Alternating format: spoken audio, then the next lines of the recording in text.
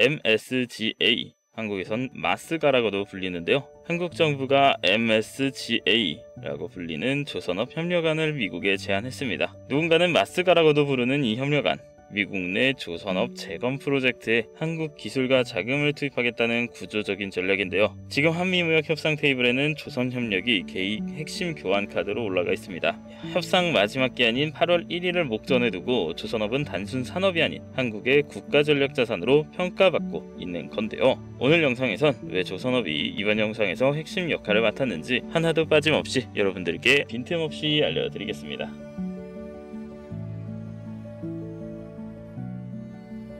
여러분, 전 세계가 흔들리고 있습니다. 미국, 중국, 유럽 할 것 없이 모두가 우리만 살자는 보호무역주의로 돌아가고 있는 이 시기, 전통의 제조 강국들이 일제히 다시 만들자는 구호를 외치며 30년 동안 이어졌던 글로벌 분업 체계를 스스로 파괴하고 있는 이 혼란의 한가운데에서 왜 하필 조선업일까요? 그 이유를 오늘 확실하게 알려드리겠습니다. 세계 경제는 지금 95년 전으로 회귀하고 있다. 요즘 시장 정말 어렵습니다. S&P 500이 사상 최고치를 경신하는 와중에도 대부분의 기업 주가는 큰 반등은 없고 힘없이 흘러내리고만 있는데요. 국내 증시는 나스닥과 디커플링된 채 상승 모멘텀 없이 저점만 갱신하고 있는 상황입니다. 이 모든 원인은 단 하나, 바로 불확실성입니다. 그리고 이 불확실성의 시작은 보호무역의 기한입니다. 1930년 미국은 자국의 산업을 보호하기 위해 스무트 홀리 관세법을 통과시켰습니다. 2만 개가 넘는 수입품에 고유 관세를 때렸고, 이에 반발한 영국, 프랑스 등 유럽 각국은 보복 관세로 응수합니다. 그 결과 세계 무역은 붕괴되고 대공황이 찾아오게 됩니다. 자, 이 뼈아픈 역사 속 교훈을 기억하며 세계는 자유무역 체제를 채택해 왔습니다.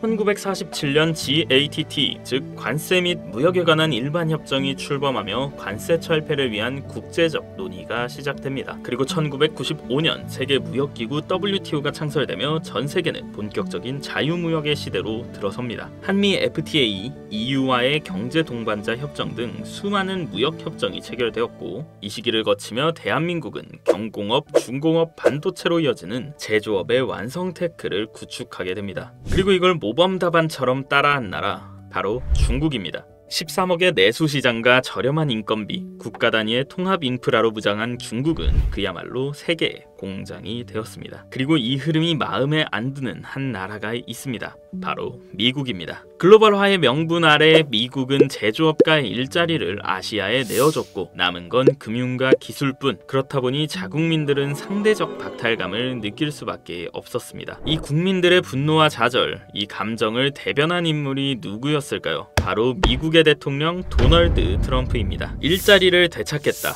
미국을 다시 위대하게 만들겠다. 그는 관세 전쟁이라는 과감한 선택을 하게 됩니다. 그리고 드디어 2025년 트럼프가 돌아왔습니다. 2025년 4월 2일 트럼프는 당선 후 첫 공식 성명에서 이렇게 말합니다. Liberation Day.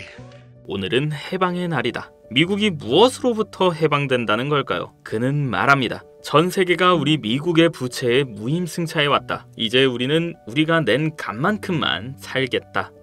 이 선언의 본질은 자유무역 포기입니다. 그 대가로 세계는 새로운 무역 질서를 맞이하게 됩니다. 트럼프는 모든 글로벌 기업에게 말합니다. 미국에서 만들어라, 아니면 관세 폭탄이다. 하지만 현실은 복잡합니다. 미국은 인건비가 높고 노동 집약적 산업이 정착하기엔 너무나 많은 제약이 있죠. 결국 기업들은 어떻게 움직이느냐? 완전한 리쇼어링, 즉 미국 이전은 포기하고 차선책인 니어쇼어링, 즉 동남아 이전 선택을 하게 됩니다. 이로 인해 동남아의 제조기지화는 가속화되고 전 세계 물류 노선은 재편되기 시작합니다. 그리고 여기서부터가 지금 저희에게 가장 중요한 정보입니다. 노선이 바뀌면 뭐가 필요할까요?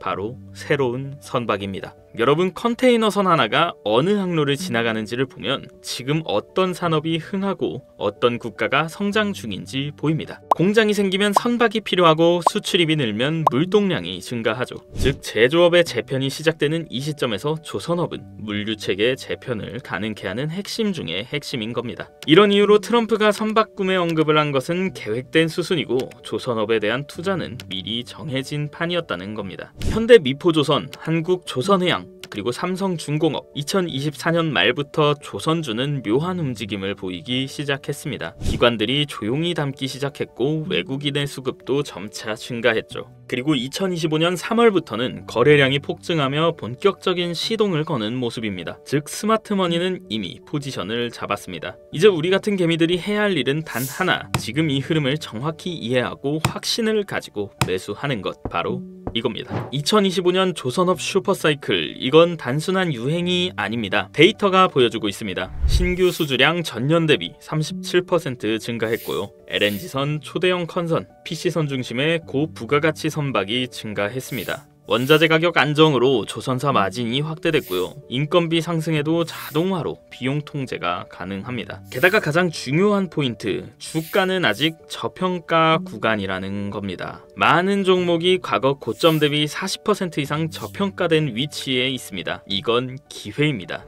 2008년 글로벌 금융위기 이후 세계는 새로운 물류체계를 구축했고 이때 조선업은 부활의 날개를 달았습니다. 지금은 그보다 훨씬 더 큰 무역 재편이 시작된 시기입니다. 그리고 전 세계가 동시에 움직이고 있다는 것도 한 몫을 하는데요. 유럽은 유럽대로 제조업 부활을 외치고 있고 동남아는 아예 신규 제조업으로 변신 중이며 미국은 아예 자국 내에 모든 산업을 끌어들이려 합니다. 이때 가장 중요한 게 아까도 말했던 선박입니다. 이제 마지막 결론 말씀드리겠습니다. 지금의 무역전쟁 누군가에게는 리스크일지 모르지만 조선업에서는 30년에 한 번 올까 말까한 기회입니다. 물류대란은 곧 수주 증가로 이어지고 글로벌 수요 확대는 선가 상승과 마진 개선으로 연결됩니다. 그리고 우리는 이 흐름 속에서 아직 저평가된 종목을 고를 수 있는 굉장히 희귀한 타이밍에 와 있습니다. 지금 화면에 보이시는 번호로 단 두 글자 투자라고 연락 주시면 조선업 중에서도 기관들이 포지션을 잡기 전이고 미디어에도 언급되지 않고 실적, 수주, 기술, 추가로 정부 수혜까지 다 갖춘 히든 종목 공유해 드리겠습니다. 자, 화면에 보이는 게 제 개인 번호입니다.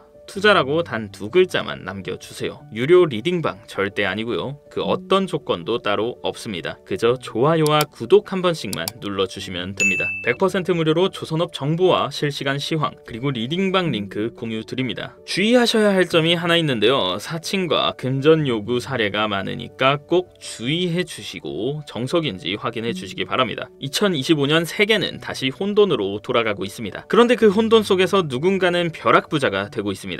흐름을 바꾸는 건 불가능하지만 흐름을 읽고 올라탈 수는 있습니다. 오늘 영상 여기까지고요. 다음에 더 재밌고 유익한 영상으로 찾아뵙겠습니다. 감사합니다.